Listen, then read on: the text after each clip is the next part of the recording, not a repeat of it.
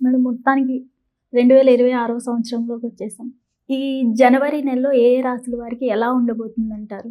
Okay. ఎప్పుడులాగే మనం first గోచారం మాట్లాడుకోవాలి. సో, గోచార రీత్యానే మనం ఎప్పుడు రాశి ఫలితాలనేది చెప్పుకోవడం అనేది జరుగుతుంది. అంటే ఏంటి? గోచారం అంటే ప్లానెట్స్ తిరుగుతూనే ఉంటాయి. 12 రాశులు తిరుగుతాయి. 9 ప్లానెట్స్ మనకు తెలుసు. సో, కొంతవరకు ఏంటంటే కొన్ని రాశుల వారికి బావుంటుంది. కొన్ని రాశుల వారికి అంత బావుండదు. సో, జనరల్‌గా మాట్లాడుకోవాలి అంటే ఫస్ట్ మనం నేను ఎప్పుడైనా మాట్లాడేది స్టార్టింగ్ ఏమో శని భగవాన్‌తో మొదలెడతాను. శని ప్రస్తుతం ఏంటంటే మీన రాశిలో ఉన్నారనమాట. సో, ఆయన ఈ నెలంతా ఇక్కడే ఉంటున్నారు. ఈ సంవత్సరం కూడా ఇక్కడే ఉంటున్నారు. అలాగే మనం చూసాము అంటే జూపిటర్ నెక్స్ట్ మనకి గురు మహారాజేమో మనకేమో ప్రస్తుతం జెమిని అంటే ఏంటి మిథునంలో ఉన్నారు. అలా రిట్రోగ్రేషన్‌లో ఉన్నారనమాట. ఈ నెలంతా ఇక్కడే ఉంటారు. తర్వాత మనకి మోస్ట్ ఇంపార్టెంట్ మనం చెప్పుకోవాలి అంటే కనుక సూర్య భగవానుడు సంక్రమణ జరగబోతోంది. అది జనవరి 14కి ఇక్కడ మకరానికి. సో, మకర సంక్రాంతి అనేది మనకి స్టార్ట్. అంటే సంక్రాంతి నుంచి మనకి స్టార్ట్ అయినప్పుడు ఉత్తరాయణం అనేది స్టార్ట్ అవుతుంది. సో, ఇప్పుడు దీని తర్వాత మనకి ముహూర్తాలు ఉంటే మనకి తెలుసు. జనవరి ఎండ్ నుంచి ఫిబ్రవరి మనకి ఏప్రిల్ అంతవరకు మంచి ముహూర్తాలు ఉంటాయి. చాలా పెళ్ళిళ్ళు అవుతాయి. మంచి జరుగుతుంది. చాలా బాగుంటుంది అని చెప్పడం జరుగుతుంది. అదొకటి కాకుండా మనం మాట్లాడవలసింది మార్స్ అంటే కుజుడేమో ప్రస్తుతం మనకి ధనుర్లో ఉన్నారు. మనం మాట్లాడుకున్నాం కూటమి జరుగుతోంది అని చెప్పేసి ధనుర్లో. సో, ఆయన ఏంటంటే మనకి 16th జనవరికి ఏంటంటే మకరానికి మూవ్ అవుతున్నారనమాట. అలాగే నెక్స్ట్ మనం మాట్లాడుకోవాల్సింది శుక్రుడు కూడా మనకి ఏంటంటే మనకి ధనుస్సులో ఉన్నారు. ధనుస్ నుంచి మనకి మకరానికి 13th జనవరి వెళ్తున్నారనమాట. మళ్ళీ నెక్స్ట్ మోస్ట్ ఇంపార్టెంట్ ప్లానెట్ మనకి బుద్ధి జ్ఞానం ఇచ్చేది మనకి బుధుడు. సో, బుధుడు కూడా ఇక్కడ ఏంటంటే ప్రస్తుతం ఆయన ధనుస్సులో ఉన్నారు. మెర్కురీ ఏంటంటే 17th జనవరికి ఏమో మకరానికి వెళ్తున్నారు అనమాట. మళ్ళీ ఏంటంటే మొత్తం కూటమి మనకి ఇక్కడ మకరంలో జరగబోతోంది అనమాట.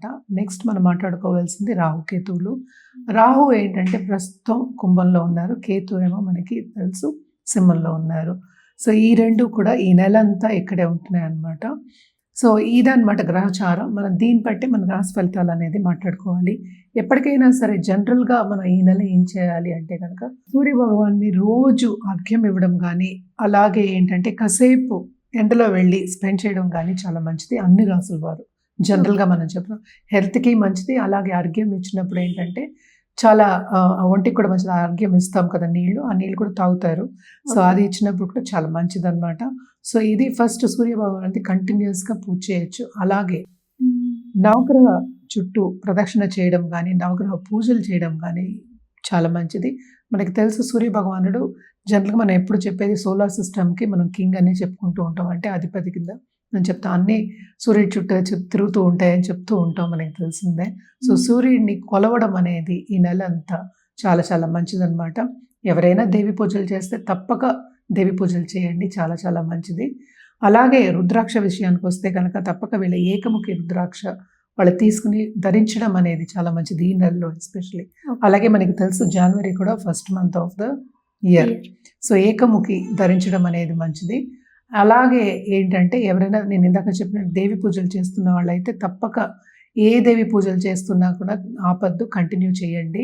సో, ఇవి జనరల్ రెమెడీస్. ఒక్కొక్క రాశి వారిగా మనం రెమెడీస్ అనేవి మాట్లాడుకోవడం అనేది జరుగుతుంది. సో, ఎవరెవరికి ఏల్నాటి శని ఉందో ఇప్పుడు చూద్దాము. ఏల్నాటి శని ఉన్న వాళ్ళు ఏంటంటే మనకి మేషానికి, అలాగే మీనానికి, అలాగే కుంభానికి. సో, కుంభానికి ఏంటంటే లాస్ట్ ఘట్టం అంటే లాస్ట్ 2.5 years. అలాగే మీనానికి సెకండ్ ఘట్టం ఇంకా ఏంటంటే ఇంకా 5 ఏళ్ళ లోపల ఉందన్నమాట. సో, మేషానికి ఏంటంటే ఇప్పుడే స్టార్ట్ అయింది కనుక ఇంకా 6-7 years ఆల్మోస్ట్ 7 years వరకు ఉంటుందన్నమాట. అలాగే మనం చూసామంటే జూపిటర్ గురు రిట్రోగ్రేషన్లో ఉన్నారు. సో, కొంతవరకు కొన్ని రాశుల వారికి ఇబ్బందిగా ఉంటుంది. అలాగే ఏ రాశి వాళ్ళకి బాగుంది అనేది చూద్దాం. ఎప్పుడులాగే మనం చెప్పవలసిన వృషభ రాశి వాళ్ళకి, అలాగే ఏంటంటే మనం చూసామంటే కర్కాటక రాశి వాళ్ళకి, అదొకటి కాకుండా మనం చూసామంటే మనకి వృశ్చిక రాశి వాళ్ళకి, అలాగే ధనుర్ రాశి వాళ్ళకి కొంతవరకు బాగుందన్నమాట. అండ్ ఆల్సో మనం చూసామంటే ఇక్కడ మనకి కుంభరాశి కూడా యాడ్ చేసుకోవాలి. కుంభరాశి వాళ్ళకి కూడా చాలా బాగుంది. ఎందుకంటే జూపిటర్ చూపు ఉంది, రిట్రోగ్రేషన్ అయినప్పటికీ కొంతవరకు వీళ్ళకి కూడా ప్లస్ పాయింట్స్ అనేవి మనకు కనిపిస్తున్నాయి. అంటే ఏలినాటి శని కూడా ఉంది. సో ఇవన్నీ కాకుండా కొన్ని ప్లస్ పాయింట్స్ అనేవి మనకి కనిపిస్తున్నాయి అన్నమాట. ఇది గ్రహచారం. సో నెక్స్ట్ మనం మాట్లాడుకోబోయేది ఇప్పుడు రాశి ఫలితాలు మాట్లాడుకుందాం. మేడం, ఈ జనవరి నెలలో తులారాశి వారికి ఎలా ఉండబోతుంది అంటారు? వీళ్ళు యాక్చువల్‌గా ఈ నెల అంతా కూడా మిశ్రమ ఫలితాలు తులారాశి వాళ్ళకి చెప్పుకోవాలి. కానీ జూపిటర్ చల్లని చూపు ఉంది కనుక ఏది వచ్చినా కూడా వాళ్ళు నిలబడతారు అని చెప్పాలన్నమాట. అంటే బ్లెస్సింగ్స్ ఉన్నాయి. పెద్దవాళ్ళ బ్లెస్సింగ్స్. అలాగే ప్లానెటరీ పొజిషన్స్ కూడా బాగున్నాయి కనుక బాగుంటుందని చెప్పాలి. అలాగే మనం చూసాము అంటే సెకండ్ లార్డ్ ఎగ్జాల్టేషన్‌కి వెళ్తున్నారు. అలాగే ఈ రాశికి అధిపతి వీనస్ కూడా మనం చూసామంటే మకరానికి వెళ్తున్నారు. సో తప్పక వీళ్ళకి second half of this month బ్రహ్మాండంగా ఉంటుంది. First half of this month career పాత్రలో వీళ్ళకి టెన్షన్స్ అనేవి ఎక్కువ ఉంటాయి. అలాగే బాధ్యతలు కూడా వీళ్ళకి ఎక్కువ ఇస్తారు. అలాగే మనకి తెలుసు ఇయర్ ఎండింగ్ మనకి. సో ఎలాగో ఫైనాన్షియల్ సిచ్యువేషన్ అంటే ఎక్కువ ప్రెషర్ అనేది మనకి కనిపిస్తోంది అనమాట, ఎస్పెషల్లీ ఈ రాశి వాళ్ళకి. సో తప్పక వీళ్ళు పర్సనల్ డెవలప్మెంట్ దాచిపెట్టడం అనేది మంచిది. అలాగే మనం చూసాము అంటే నిరుద్యోగులకి ఉద్యోగ అవకాశం second half of this month తప్పక ఉంటుంది. వాళ్ళకి తగిన జాబ్ కానీ వాళ్ళు అనుకున్నది జాబ్ రావడం కానీ తప్పక బాగుంటుంది ఆ సిచ్యువేషన్. ఎందుకంటే జాబ్ వచ్చిన తర్వాత వాళ్ళ సంపద కూడా పెరిగే ఛాన్సెస్ కూడా మనకి ఎక్కువ కనిపిస్తున్నాయి అన్నమాట. వాళ్ళకి తగిన జాబ్ కానీ, నేను ఇందాక చెప్పిన తగినది కాకుండా వాళ్ళకి ఎక్కువ వాళ్ళు అనుకున్న దానికన్నా ఎక్కువ జాబ్ అంటే ఎక్కువ సంపద వచ్చే జాబ్ రావడం కానీ తప్పక వీళ్ళకి దొరుకుతుందన్నమాట second half of this month. And also మనం చూసామంటే దాంపత్య జీవితంలో కూడా తప్పక అనుకూల పరిస్థితి అనేది second half of this month మనకు కనిపిస్తోంది. అండ్ ఆల్సో మనం చూసాం కొత్తగా పెళ్ళి కావాలి అనుకున్న వాళ్ళందరికీ కూడా second half of this month వీళ్ళకి బాగుంటుంది. ఎందుకంటే అన్ని కూటమిలో జరుగుతున్నాయి. 11th లార్డ్ కూడా మనకి ఏంటంటే 4th lord. So comfort level కూడా బాగుంటుంది. అలాగే కొత్తగా దాంపత్య జీవితం స్టార్ట్ చేసిన వాళ్ళకి కూడా అనుకూల పరిస్థితే ఉంది. అంటే అండర్స్టాండింగ్ అనేది పెరుగుతుంది ఇద్దరి మధ్య. అలాగే విందు వినోదాల్లో పాల్గొనడం కానీ, అలాగే వేరే ప్రదేశానికి వెళ్ళి ఎంజాయ్ చేయడం కానీ మనకి ఎక్కువ కనిపిస్తోంది అనమాట. తప్పక వీళ్ళకి second half of this month చాలా బాగుంటుందనే చెప్పాలి. అదొకటి కాకుండా ఈ రాశిలో ఉన్న వాళ్ళ పిల్లలకు కూడా అండ్ ఇప్పుడు పిల్లలు లేరు అనుకున్న వాళ్ళకి కూడాను తప్పక మంచి సూచనలే మనకి కనిపిస్తున్నాయి. అండ్ ఆల్సో కుటుంబ పరంగా పైకొచ్చే స్టేటస్ ఇంక్రీజ్ అయ్యే ఛాన్సెస్ మనకి ఎక్కువ కనిపిస్తున్నాయి అన్నమాట. ఏదైనప్పటికీ ఈ నెల అంతా ఎస్పెషలీ ఫస్ట్ హాఫ్ కాదు second half of this month బ్రహ్మాండంగా ఉంటుంది తులారాశి వాళ్ళకి అని చెప్పాలి. హెల్త్ రీత్యా కూడా అంత ప్రాబ్లమ్స్ అని ఎక్కువ కనిపించట్లేదు. తప్పక సెకండ్ హాఫ్ ఆఫ్ మంత్ చాలా ఇంప్రూవ్ అవుతుందనే చెప్పాలి. అండ్ శుభ ఖర్చులే ఉంటాయి. వీళ్ళ ఇంట్లో కూడా శుభకార్యాలు పాల్గొనడం కానీ, అలాగా బంధుమిత్రుల్ని కలవడం కానీ తప్పక అవుతుందన్నమాట. ధర్మక్షేత్రాలు కూడా తప్పక సందర్శించుకుంటాడు. సడన్గా డబ్బు వచ్చే సూచనలు మనకి అంటే వాళ్ళు అనుకున్న రీత్యా దానికన్నా ఎక్కువ వచ్చే సూచనలు మనకి second half of this month కనిపిస్తుంది. అలాగే బిజినెస్ పీపుల్కి చాలా బాగుంటుందనే చెప్పాలి. ఎస్పెషల్లీ నేను ఇందాక నుంచి స్ట్రెస్ చేస్తున్న second half of this month చాలా బాగుంటుందని చెప్పుకోవాలన్నమాట. ఎందుకంటే వీళ్ళకి ఫైనాన్షియల్ స్టేటస్ అనేది ఇంప్రూవ్ అవుతుంది, హెల్త్ ఇంప్రూవ్ అవుతుంది, రిలేషన్షిప్ కూడా ఇంప్రూవ్ అవుతుంది. సో అన్నీ బాగుంటాయి. కానీ first half of this month కొంతవరకు వీళ్ళు టెన్షన్ పడే ఛాన్సెస్ మనకి ఎక్కువ కనిపిస్తున్నాయి. దేంట్లో అంటే కెరియర్ పాత్లో ఇందాక నేను చెప్పినట్టు వర్క్ ఎక్కువ అవుతుంది. అలాగే ఫైనాన్షియల్ స్ట్రెయిన్ అనేది కొంచెం ఎక్కువ ఉంటుంది.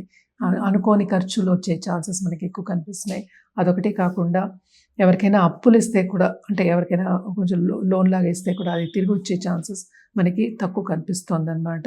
ఏదైనప్పటికీ second half of this month వీళ్ళకి బ్రహ్మాండంగా ఉంటుందని చెప్పుకోవాలి. వీళ్ళు ఎలాంటి పరిహారాలు చేస్తే బాగుంటుంది అంటారు? వీళ్ళు తప్పక ఏంటంటే లక్ష్మీదేవికి పూజించడం అనేది వెరీ ఇంపార్టెంట్. ఎస్పెషలీ ఫ్రైడే ఏదైనా సరే ఏ టెంపుల్ అయినా సరే దేవి టెంపుల్కైనా వెళ్ళి పూజించండి. కానీ ఇంట్లో ఏంటంటే అష్టోత్తరం చదువుకోవచ్చు, దేవిది లక్ష్మీదేవిది అష్టోత్తరం చదువుకోవచ్చు. ఏదైనా సరే ఒక స్తోత్రం కానీ లేకపోతే సూక్తం కానీ, శ్రీ సూక్తం మనకు తెలుసు, ఖడ్గమాల స్తోత్రం ఇవన్నీ ఉన్నాయి. ఏదైనా సరే మీకు రాకపోతే యూట్యూబ్లో విని కొంచెం వింటే కూడా ఏంటంటే మనకి ఆ పుణ్యం అనేది మనకు వస్తుంది. సో తప్పక ఇది లక్ష్మీదేవిని మెయిన్గా పెట్టుకుని పూజ చేయడం అనేది వెరీ వెరీ ఇంపార్టెంట్ అన్నమాట. అలాగే రుద్రాక్ష విషయానికి వస్తే కనుక తప్పక వీళ్ళు ఏంటంటే త్రిముఖి వేసుకోవచ్చు, అలాగే ఏంటంటే నవముఖి రుద్రాక్ష కూడా వేసుకోవచ్చు అన్నమాట. ఇవి రెండు వేసుకోవచ్చు. కానీ ఏదైనప్పటికీ జాతక రీత్యానే ఇది కూడా రుద్రాక్ష ప్రిస్క్రైబ్ చేయడం అనేది జరుగుతుందన్నమాట.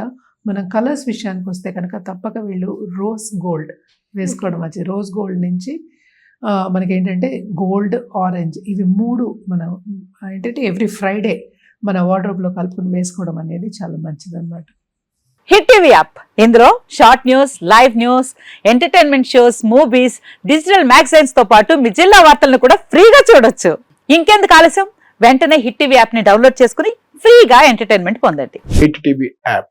Hit TV app. Please download Hit TV app. Hit TV యాప్ని ఫ్రీగా డౌన్లోడ్ చేసుకొని ఎంజాయ్ చేయండి. మీకు నచ్చిన ఎంటర్టైన్మెంట్ కోసం హిట్ టీవీ యాప్ ని ఫ్రీగా డౌన్లోడ్ చేసుకుని ఎంజాయ్ చేయండి. హిట్ టీవీ యాప్ని డౌన్లోడ్ చేసుకుని ఆస్వాదించండి, ఆశీర్వదించండి. ఇంతమంది సెలబ్రిటీలు హిట్ టీవీ యాప్ ని డౌన్లోడ్ చేసుకోండి అని చెప్తున్నారంటే ఎంత మంచి యాప్ ఆలోచించండి. అమెరికా అమెరికా అమెరికా అమెరికాలో చదవాలనుకునే వాళ్ళకి విశ్వసనీయమైన పేరు మన శౌర్య కన్సల్టెన్సీ.